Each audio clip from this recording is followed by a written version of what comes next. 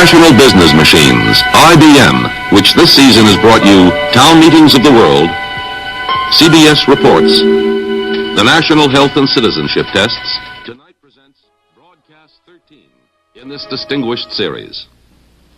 This is not a crater on the moon. This is an IFO, Identified Flying Object.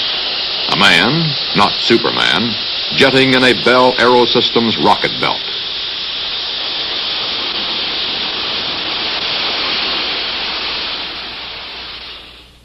This is a UFO, Unidentified Flying Object, popularly called a flying saucer.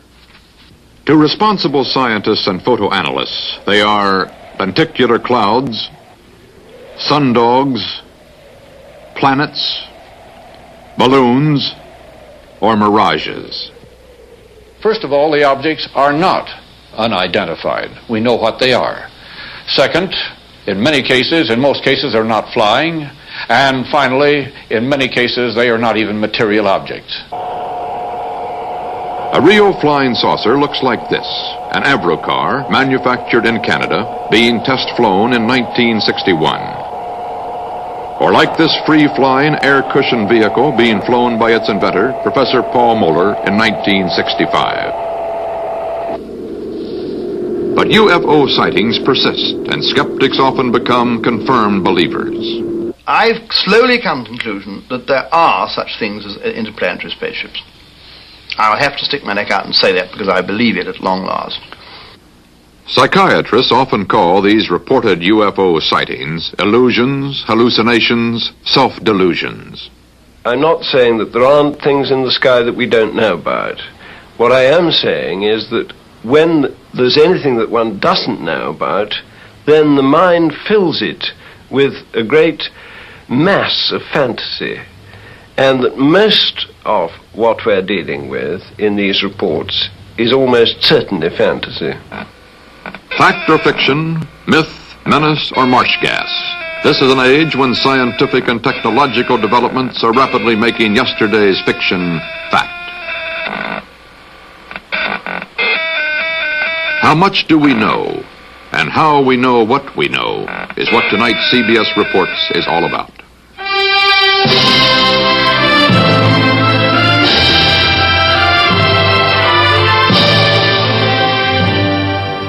CBS Reports, UFO, Friend, Foe, or Fantasy.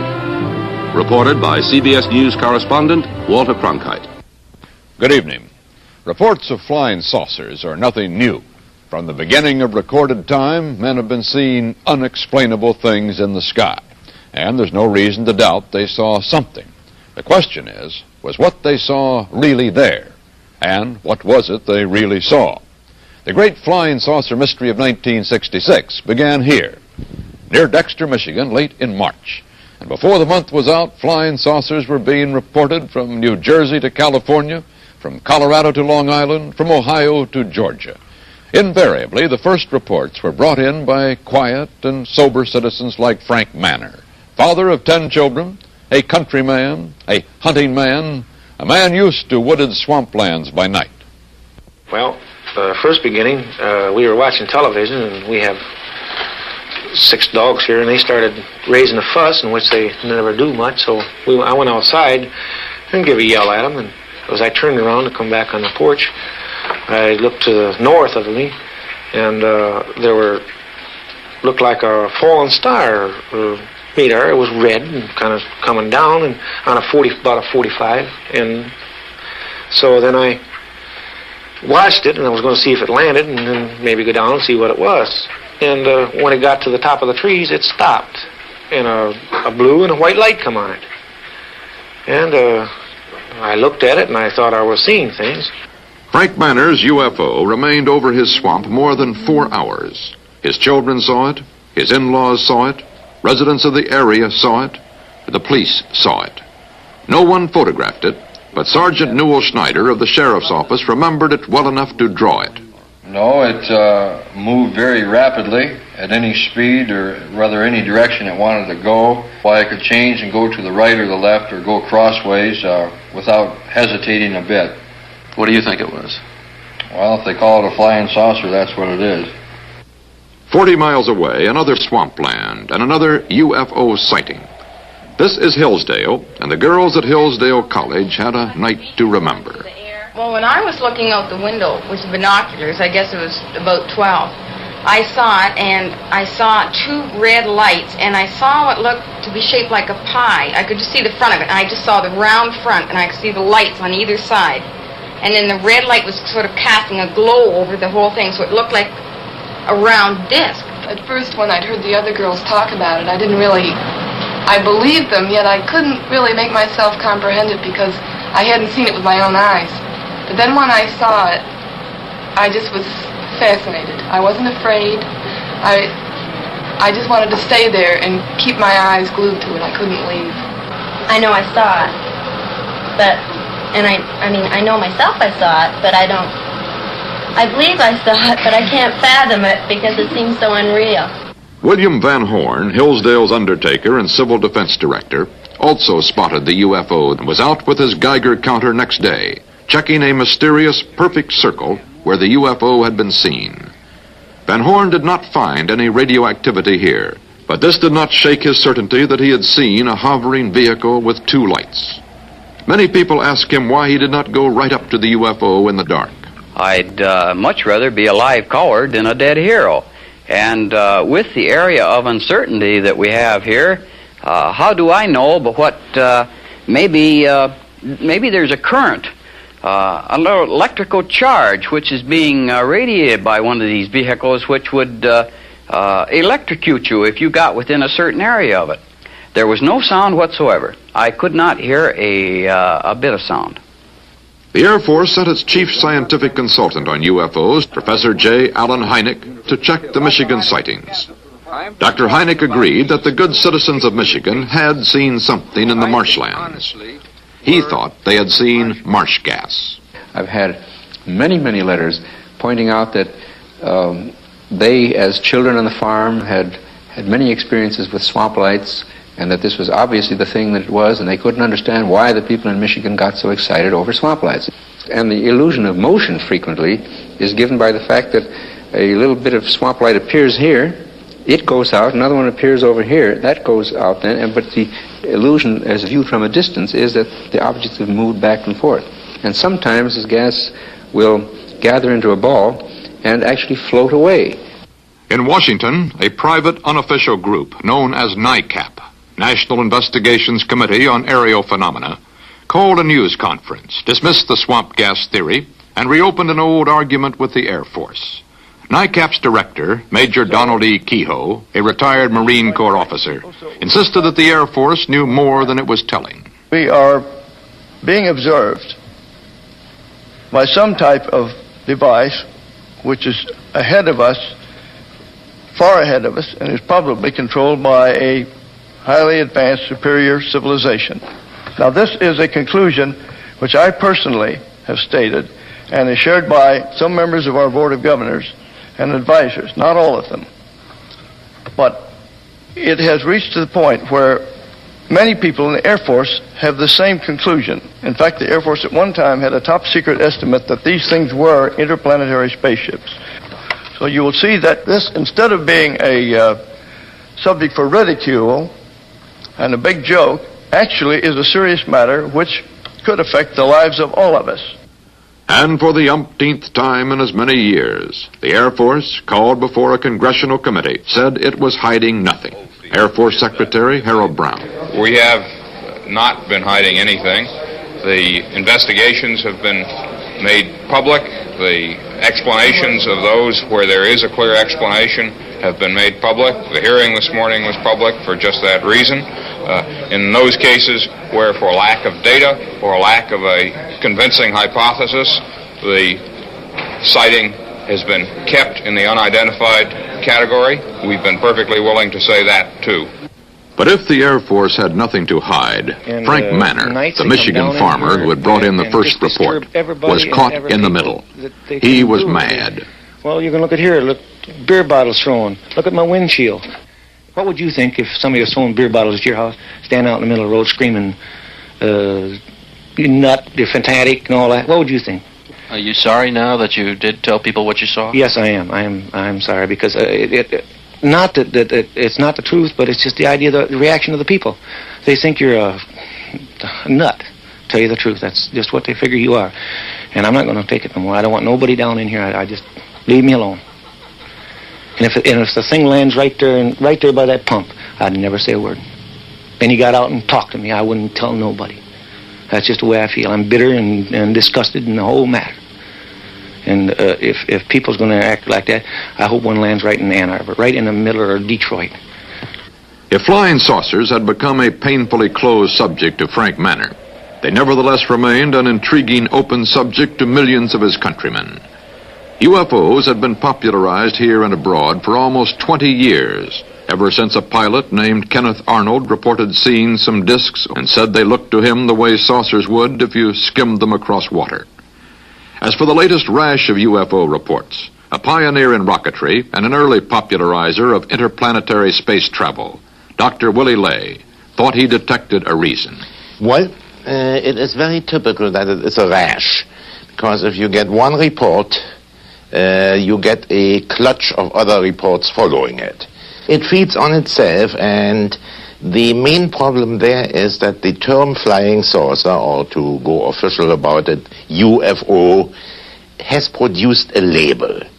In the past, if somebody saw a streak of light in the sky, which he couldn't understand and which didn't interest him very much, well, he might have told his wife that he saw a streak of light. Most likely he didn't. But now that he has a label to put to it, he comes home and tells his wife, his children, his neighbors, the policeman on duty, and a few other people that he saw a flying saucer. In the days to come, many more people will cite many more flying saucers. To some, these UFOs will be miracles. To others, real but unexplainable. To most scientists, natural phenomena. Some people will be fooled. Others will try to fool the rest. But a few will be expert observers, and their sightings will keep the controversy churning over whether vehicles from outer space are possible and whether indeed these vehicles already have arrived here. We turn to that part of the UFO story in a moment.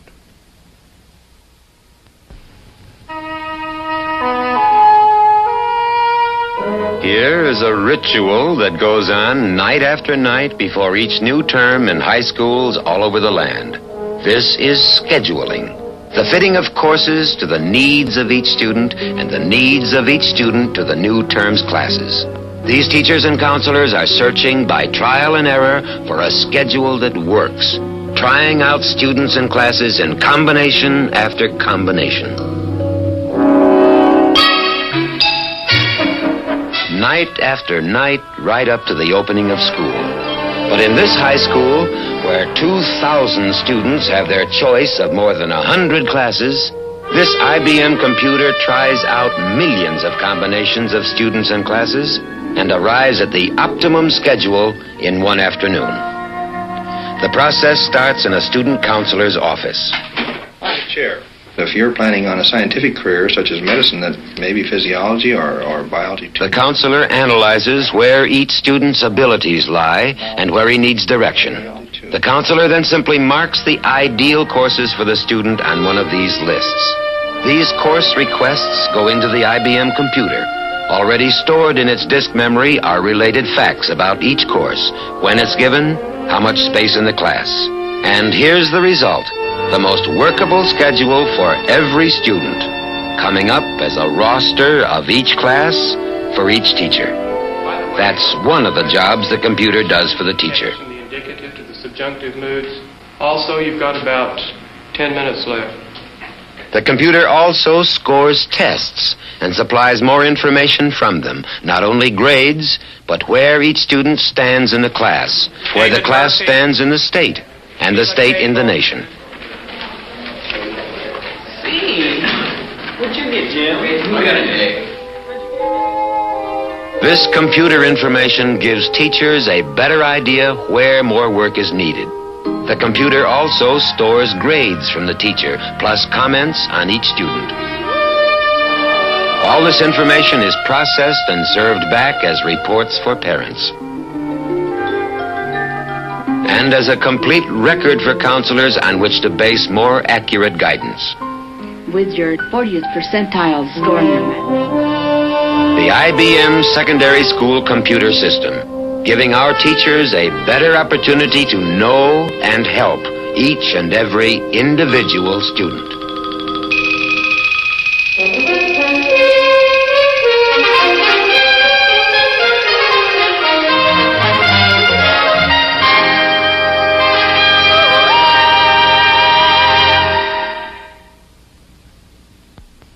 Here again is CBS News correspondent Walter Kronkite.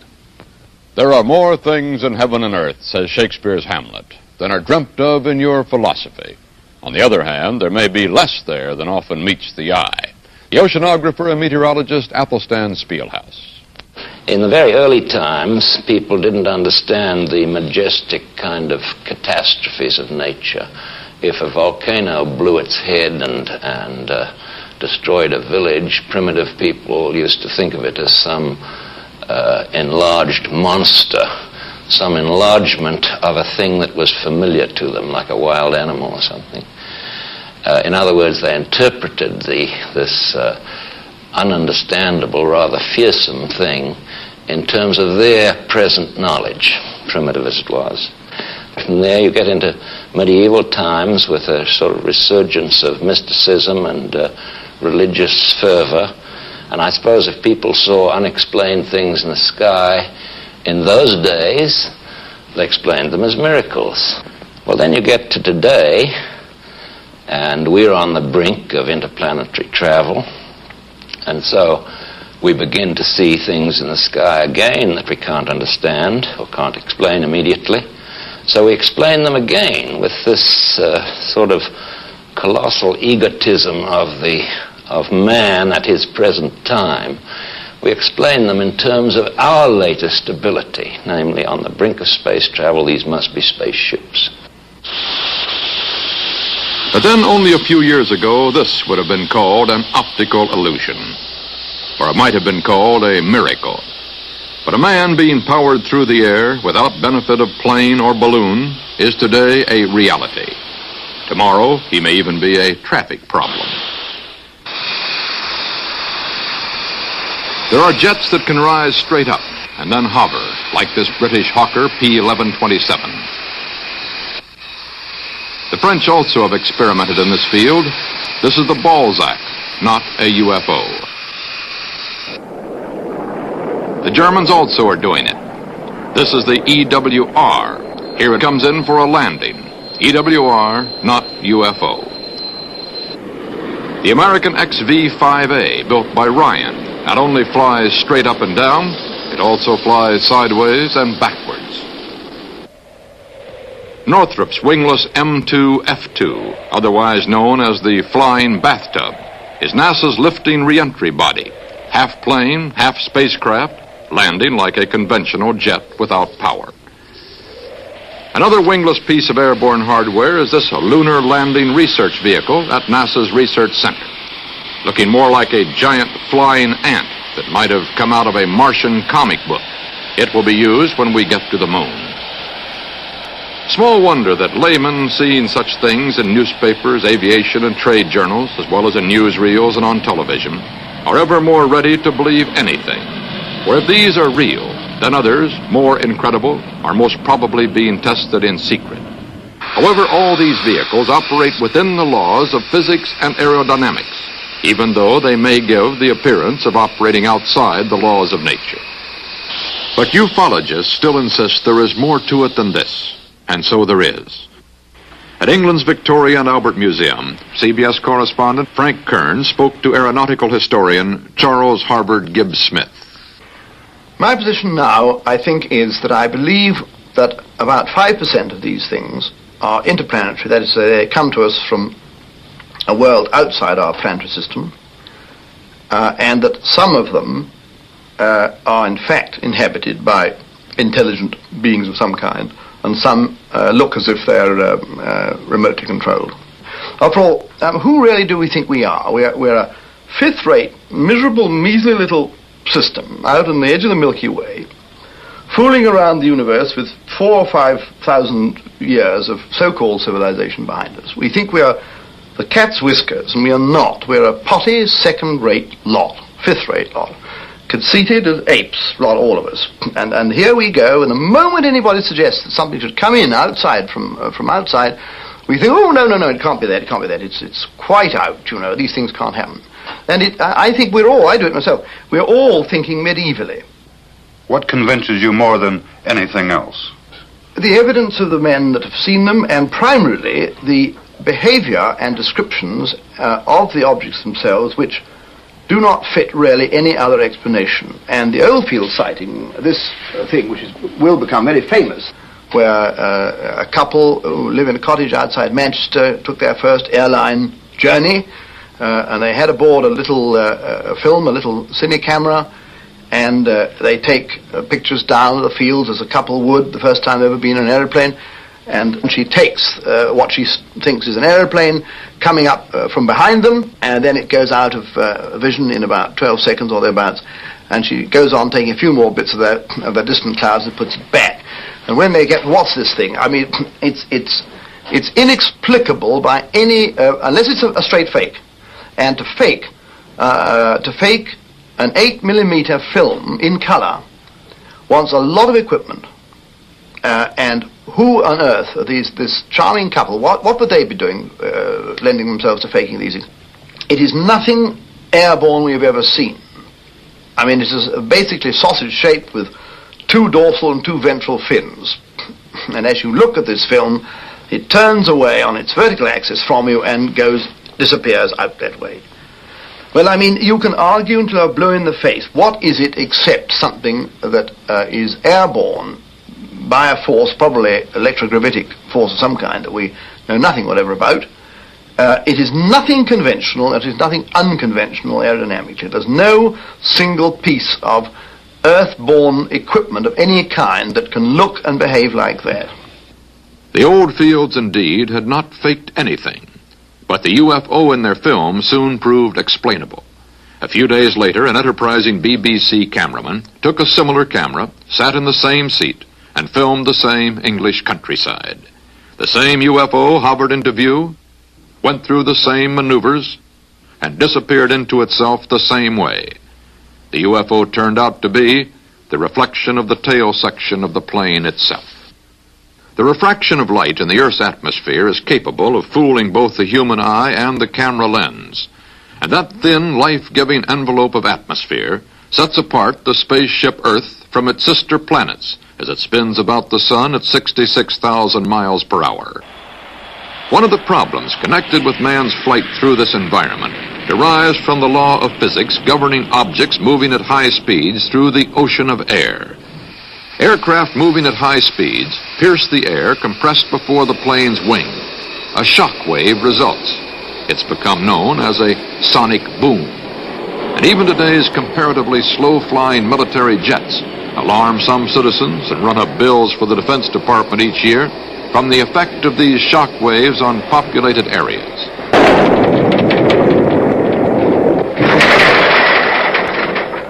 Question: why have no UFOs ever created an identical phenomenon when they're reported moving at speeds far in excess of jet planes, as this film made by Mrs. Madeline Rotifer in 1965 purports to show? Further, if the laws of nature prevent jet aircraft from abruptly changing direction without breaking up aircraft and passengers, why would a UFO be exempt from the same effect at greater speeds? The answer of most scientists is that we are not dealing with material objects from outer space at all, but with lights, reflections, and natural phenomena. Former director of the Harvard Observatory, now a member of the Smithsonian, Professor Donald H. Menzel. Many people looking up into the sky can see a bright object on the horizon.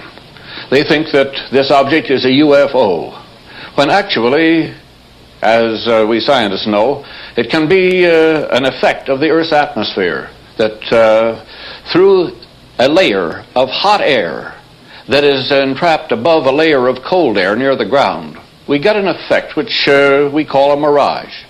Now, to demonstrate this, I have a sort of Earth's atmosphere in this jar. This is a layer of benzene, which is a very high index of refraction, and it acts like a layer of cold air. And I am now putting on top of it, floating on it, a layer of acetone, which is a layer of liquid of lesser refractive index. It acts like a layer of hot air. On the screen we will see a bright light that's being projected from the ground level here and passing through the acetone on the benzene. And now we will turn out the lights. You see on the screen that the bright spot of light that was originally traversing this artificial atmosphere and appeared at the top of the screen gradually dims. And a line of colored light streams out down below this spot. And finally, the spot near the top of the screen disappears, and we see instead a beautifully colored and rapidly moving spot. The colors are due to refraction. The red color sometimes is attributed to the presence of a rapidly moving jet. The blue color is sometimes interpreted as motion toward the observer. It's all an effect of a mirage. And yet this has been reported again and again by experienced pilots who have thought that they were being attacked by a UFO from outer space. This is a type of sundog. Ice crystals in an otherwise transparent atmosphere reflect light from the sun, and it produces a saucer-shaped body that can maneuver, rush in toward the plane, or sometimes move rapidly away as the density of ice crystals thins out. There are brilliant meteors, the shooting stars that flash through the sky.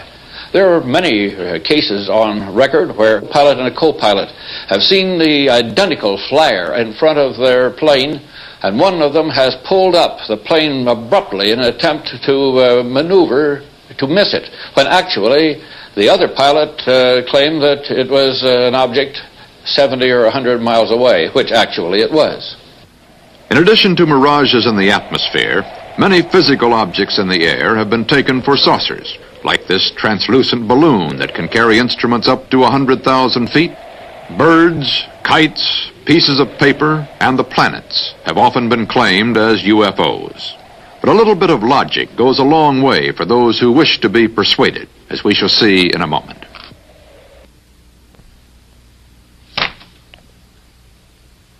This man used to spend hours writing medical findings in longhand, but the new IBM 224 dictating unit cured him of writer's cramp.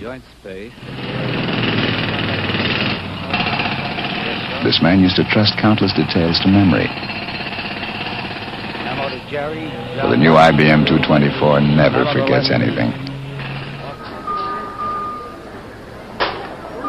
This woman used to take notes while checking her merchandise. But the new IBM 224 takes stock of things quickly and easily.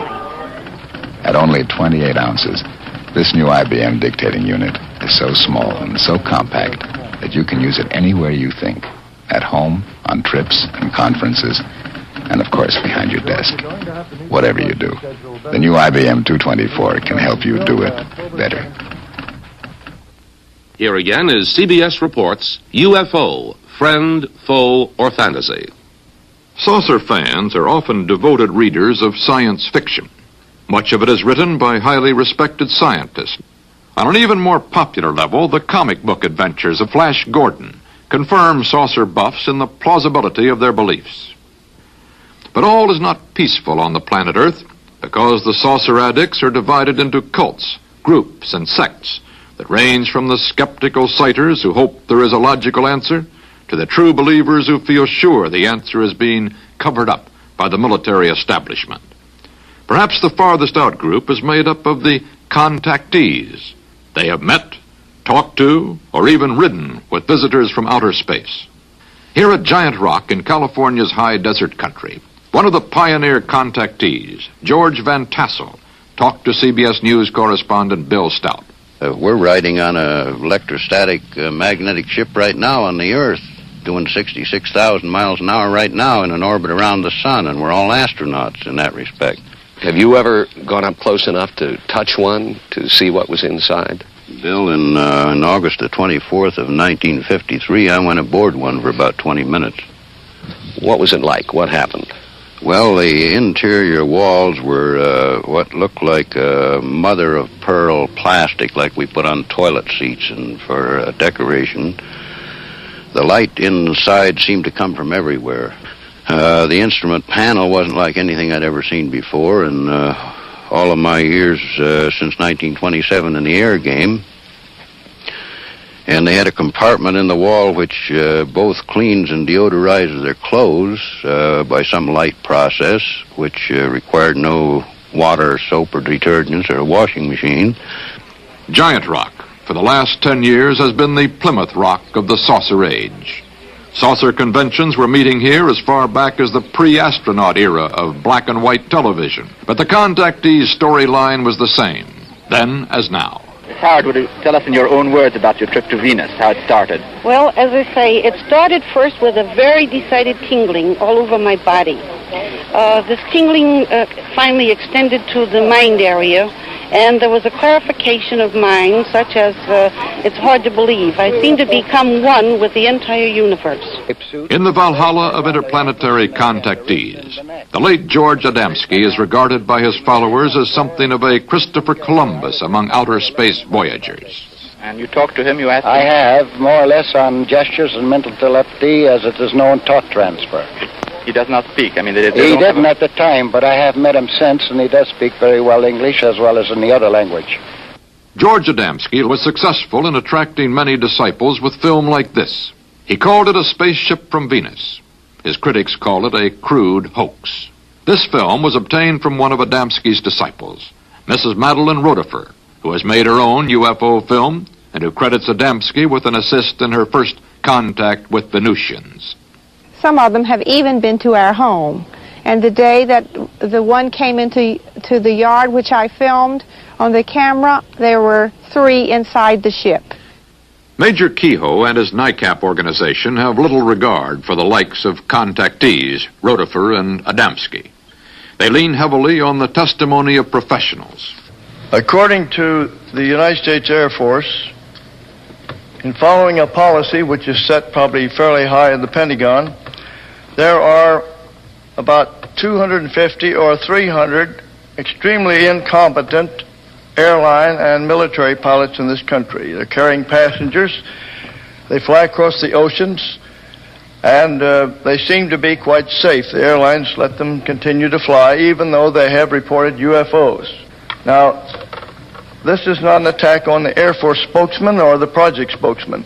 They are simply following orders to explain away all UFO sightings as quickly as possible when they become public and deny that UFOs really exist. The official Air Force reply has long been that there is no cover-up and there are no flying saucers from outer space. The Air Force position was detailed in this book by Lieutenant Colonel Lawrence Tacker, who for many years was connected with the UFO project. We're kind of in the position of the man who's asked, have you stopped beating your wife? This has been going on for 19 years. The charges are absolutely untrue. You could characterize them as being senseless and vicious. Our critics continually charge that the United States Air Force is withholding information from the general public on this subject. This is absolutely untrue. We are not hiding anything. We have nothing to hide. There is nothing in Air Force files, in either the classified files or the unclassified files, that come to a conclusion that spaceships have visited the Earth. The Air Force Investigative Unit is known as Project Blue Book. UFO reports, hoax or serious sightings, wind up here at Wright-Patterson Airfield in Dayton, Ohio. It has studied over 10,000 UFO sightings and found explanations for most of them. But about 650 remain unidentified, not enough information to explain them. The hoaxes, however, are easy to explain. A rocket nose cone turns out to be a magnesium anode used by water companies to protect their pipes. A rock from outer space, actually fused by a high-tension line which shorted out. The finders said this was food from outer space. The Food and Drug Administration analyzed it as old-fashioned buckwheat cakes. Hoaxes are easy to discount, But the Air Force insists it treats serious reports seriously. Chief Scientific Consultant of Project Blue Book is Professor J. Allen Hynek, head of the Dearborn Observatory at Northwestern University. He took on the assignment 18 years ago. He talked with Joseph Wershba of CBS Reports. Is it in the realm of possibility that there are spaceships someplace in this universe? Well, if you put it in the word, use the word possibility and not probability, then I would have to say, I think as any scientist would have to say, it is certainly possible, yes. But I think we must always distinguish between the two terms possible and probable. A thing may be scientifically possible, but the probability of its occurring may be extremely small, you see. To this time, there is no proof that I would consider valid scientific proof that we have been visited by spaceships. I would say the great majority are balloons, meteors, satellites, aircraft seen with the sun glinting off of them, and birds. And then you get into a host of minor things. But in general, you can say that the IFOs, the identified ones, have turned out to be generally quite usual things seen under unusual circumstances or surprising circumstances. It's a global thing. What it is, please don't ask me. I'm still puzzled. You might call me a study in puzzlement. But that among the tremendous noise or static or crud or whatever you want to call it of tremendous number of unreliable reports that are easily explained, there is this residue of most interesting cases that intrigue me in the same way that a good mystery story intrigues me, and I'd like to get the solution. I don't think it is space people, although I would be delighted if it turned out that way, because as an astronomer, I think it would make astronomy even more interesting than it is. And as far as the Air Force is concerned, I can't speak for them, of course, but I should imagine that if the existence of spacecraft were really established, it would really increase the appropriations of the Air Force. But how do you answer the people who are pretty competent, careful, cautious, probing people, pilots, radar trackers? Those are particularly the people that I like to talk to, because they understand what angular rates are, they understand scientific terminology. I can ask them, what was the altitude and azimuth when you first saw it? What was its azimuth and altitude when it disappeared? What was its angular acceleration? They can give you an intelligent answer to a thing like that. What is your answer to the people who are sure there are spaceships and they say that you and the Air Force are in cahoots? Well, first of all, this business about being in cahoots is just simply a downright falsehood. And if they insist that space vehicles exist, I say, oh, fine, the burden of proof is on you. How thin is the dividing line between science and science fiction? What do we know of outer space? Is there anyone out there? And are they headed our way? That part of the story in a moment. Let's try a speed of, say, 10 knots and a rudder angle of 27 degrees and check on that tactical diameter. These Navy men are asking a machine to solve a most intricate problem. Go. Magic finger. Find the red, green, and violet stress stimulus. At the same time, miles away, these chemists are asking it to work on their problem. All right, your red value is 48.09. Is that center line? At the same time, somewhere else, the same thing. They're all sharing a powerful IBM computer. 50 companies can now use one computer at one time, and all 50 get their answers immediately. This is time sharing. You don't need to own the computer or go where it is or be an experienced computer user. Just rent one of these, and you're in command of a distant computer. Suppose you're blending a new lipstick. Calculating color quantities can take hours. But now? Oh, you got it. 1898.66. Very good. Or you want to know how large a rudder is needed to maneuver a ship before building it. Analyzing the data collected from this Navy scale model takes days to do by hand. But now you can swing around, type in the data, and have the answer back in seconds. Your question goes out over ordinary telephone line into the central computer, along with the questions of anyone else who has a problem at that very moment. The computer is so incredibly fast that answers are flashed back almost before the fingers leave the keys. With this time-sharing system, an IBM computer is now available to anyone, anywhere.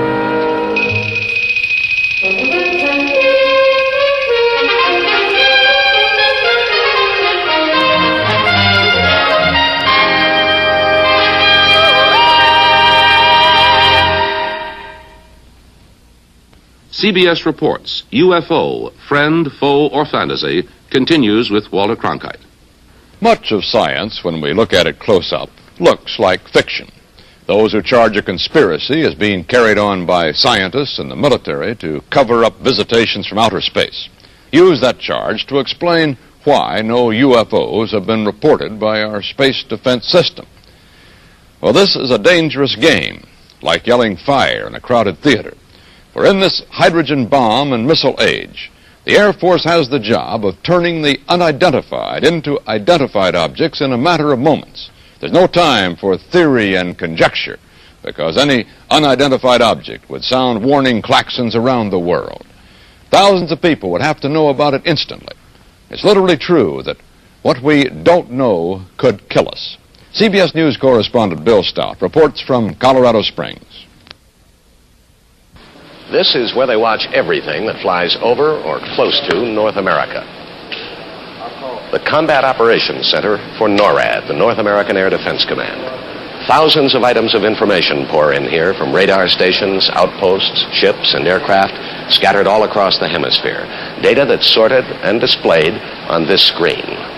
All routine flights, commercial and private, are filtered out. Those of special interest to air defense are shown as arrows. Yellow is the Strategic Air Command. Green is for special interest flights, such as President Johnson's plane. Orange is unknown. After they're identified, that color is changed. Red is hostile, a color used so far only in practice. All this and much more goes into the decisions that are made right here in this room. A 24-hour watch kept by men of the Air Force, Army, Navy, and Canada. They see everything that's in the sky. They have to. And one of them is Captain Gary Reese, an Air Force radar officer with the Air Defense Command. Is that right, Captain? You see everything that's up there? Yes, that's right, Bill. With the characteristics of our present radar system, any object which has reflective surfaces and which stays within our radar coverage, which is virtually every square foot of the United States, will be painted on our radar screens. But how good are you, Captain? How large an object can you see? If it is reflective, and let's say larger than a watermelon as a crude example, and within our radar coverage, we should paint it. You talk about the reflective properties of an object in the sky. Is it possible, Captain, that there are things up there made of material your radar will not pick up? So far as we know, all flying objects are composed of materials which are aerodynamic and which do have a reflective surface upon which radar waves can be bounced. It's possible that there are other types of material, however, I doubt it. Has there ever been a report of a flying saucer, Captain, that was translated into hard information right here? A plot on the board in this room? I don't think so, Bill, for the reason that these sightings have never been substantiated and could not be translated into hard radar return figures. There have been sightings then, but they turned out to be other things, airplanes or balloons. But never a saucer. You see everything up to roughly 100,000 feet? Yes, that's right, up to approximately 100,000 feet, at which point the space tracking network takes over. The Space Tracking Network, also in Colorado Springs, is charged with tracking and logging every object that moves in space around the Earth, from 100,000 feet to 2,000 miles. Bill Stout asked Major Albert Morse just how good the surveillance is. As an example of some of our precision, we have here a photo of an object re-entering the Earth's atmosphere. Through our programs, we were able to predict a precise time that this was going to happen and notified a particular agency who then went out with a camera and was able to obtain this photograph. What altitude? This is just entering the Earth's atmosphere somewhere around 400,000 feet.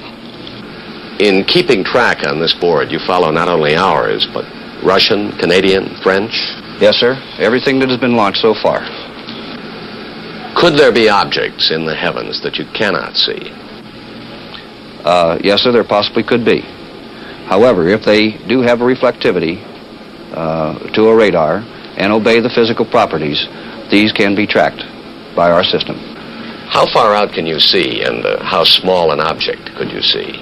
Well, our general limits are a 1 square meter target at approximately 2,000 nautical miles. If radar has not picked up any UFOs, what then of the argument that they are not made of earthly material sensitive to radar reflections? Well, most saucer sightings report bright lights, which should be picked up by cameras and light-sensitive film. The Smithsonian Astrophysical Observatory has a network of 16 automatic camera stations in the Midwestern United States that covers approximately 300,000 square miles of sky. We asked Dr. Robert McCroskey, director of SAO's Prairie Meteorite Network, to show us how it works. So this is a 1/6 model. The actual building is 6 feet by 6 feet. It has in it 4 cameras which peer through the windows in the roof. These are aerial mapping cameras. They have 45 degrees from center to corner. Between the 4 cameras, they cover essentially the entire sky above 10 degrees elevation. The station is operated automatically. It is turned on at nightfall by these light sensors and turned off again shortly before dawn. And during this time, it photographs continuously. The cameras hold about 6 weeks' supply of film. It's recovered each week and returned to us. The exposed portion is returned each week to us.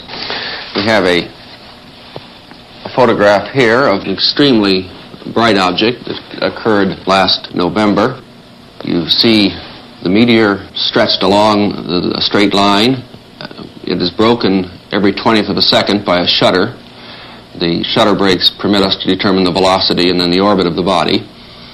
In the past 15 months, working during the nighttime, during clear nights, we have not photographed anything with cameras that cover essentially the entire sky that we did not understand.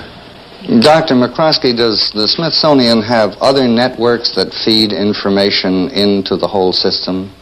Yes, we have the satellite tracking network, which is 12 stations about the world.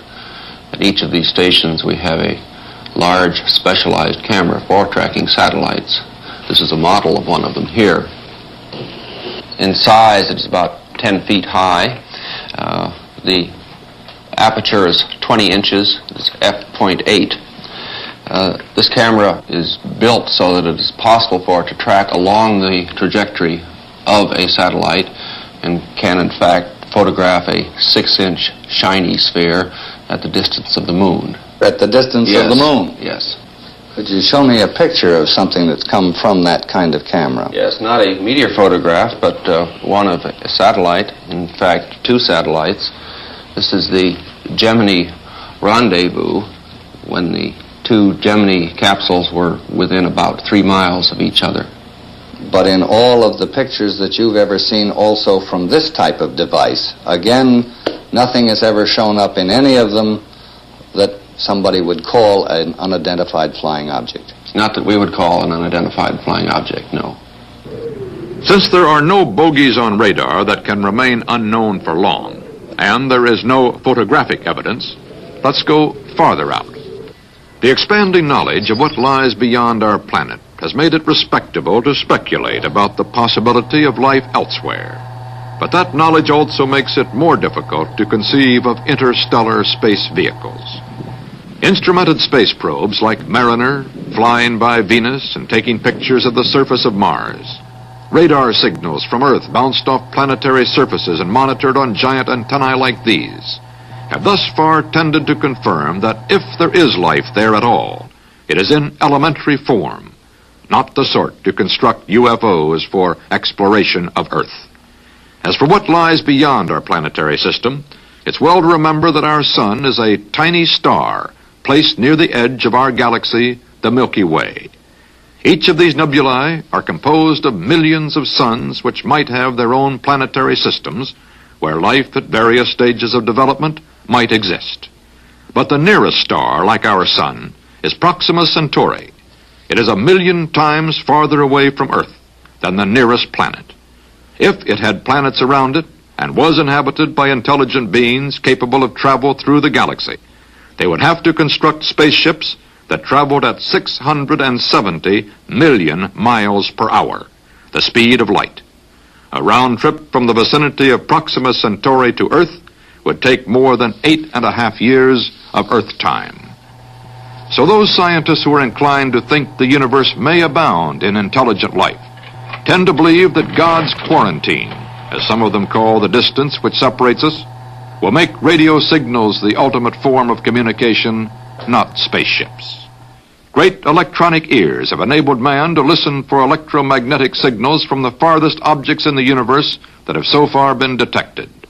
This one, 1,000 feet in diameter, in Arecibo in Puerto Rico, is operated by Cornell University for the Advanced Research Projects Agency and is engaged in a number of deep space and planetary projects.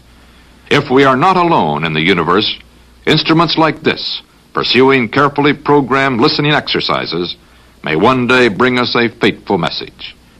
The astronomers have long been the leading theorists on the possibility of life in outer space. Astronomer Carl Sagan is consultant to a current Air Force scientific panel. Astronomer Thornton Page was on a CIA committee that investigated UFO reports in 1952. Its conclusion? No evidence of UFOs. Our panel was expected to be, and I think was, objective in its approach and tried to evaluate all the reports without saying they're ridiculous in advance. That has been repeated quite recently, and that is a good reason for talking with Carl Sagan here, because he's in the same position that I was, being the only astronomer in a similar panel. There's not a single verified or checked out report which is at all connectable with the possibility of extraterrestrial life. It doesn't say that I think extraterrestrial life is impossible. Quite the contrary. I think that many of the stars in the sky have planetary systems. We know enough now about the origin of life to make it appear likely that life arises naturally on the vast bulk of these planets. It's possible, but by no means certain, that life on many of these planets evolves into beings which are as advanced as we, or more advanced.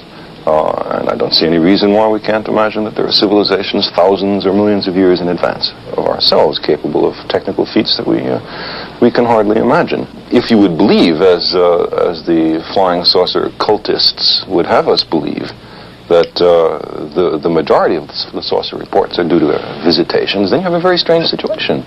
That means several spaceships are coming to the Earth over interstellar distances every day, as if all the anthropologists in the world were to converge on one of the Andaman Islands in the Indian Ocean because they just invented the fishnet there or something. I think it's much more reasonable if you want to speculate on the possibility of extraterrestrial intelligence, that there are very rare visits from extraterrestrials to the Earth. There's no evidence for this. I just say that's not implausible. But to have several visits a day, I think, is straining credulity. I think a key to what's behind the real belief in flying saucers is most easily obtained if you look at the contact myths. There are several hundred people in the United States who claim to have had personal contact with the inhabitants of flying saucers who have landed. And if you examine these myths, you find that there are some peculiar regularities. The inhabitants of saucers are benevolent. I mean, they're really concerned for our well-being. They're omnipotent, extremely powerful, omniscient, extremely knowledgeable, and they often wear long white robes. Now, this combination is something I've heard in another context. This isn't science, this is religion. And what I suspect is happening is this. We live in very unsettled times. It used to be possible to believe in a personal, benevolent, powerful, all-knowing God who cared about individuals who you could pray to. But now, there's very few people who really believe that, I think. science, for good or for ill, has destroyed a lot of the traditional theologies. And yet people have the same needs to believe that they always did, perhaps more so because of the times we live in. Well, the flying saucer myths are a really clever compromise. It's a way of having beings that come from the sky, that are worried about us, that are powerful, that are going to step in and prevent us from destroying ourselves, as we very well might, and yet have it in the cloak of science, so that no one can say nonsense that doesn't match science. It's all very pseudo-scientific. I would think that that at least for the contact myths, and probably for a lot of the events of people who just see things they don't understand flying overhead, that what's involved psychology and theology, and not so much the physical sciences. So, as we have seen, scientists think the evidence is mounting that life in some form exists elsewhere in the universe.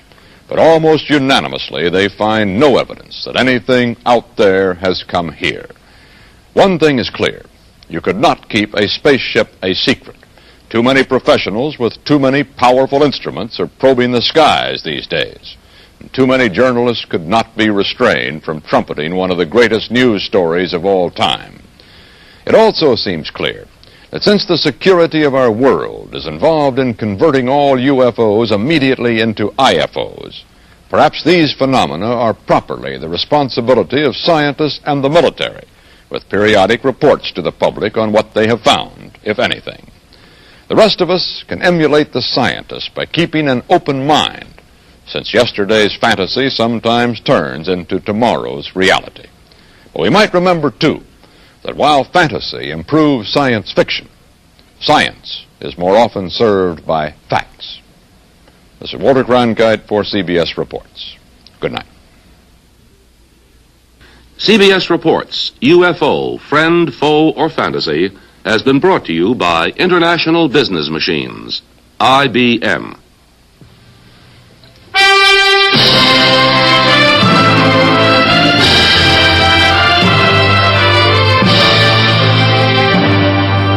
CBS Reports, UFO, Friend, Foe, or Fantasy, was filmed and edited by the staff of CBS Reports under the supervision and control of CBS News.